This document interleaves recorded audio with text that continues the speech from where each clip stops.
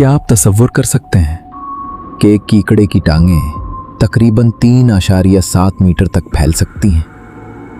ये है जापानी स्पाइडर क्रीप, जो दुनिया के सबसे बड़े कीकड़ों में शुमार होता है। इसका जिस्म तकरीबन 40 सेंटीमीटर चौड़ा हो सकता है, जबकि उसका वजन तकरीबन 19 किलोग्राम तक पहुंच सकता है।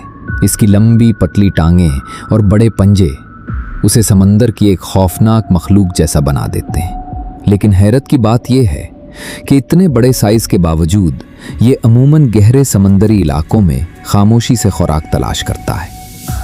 ये जापान के आसपास समंदर की गहराइयों में पाया जाता है।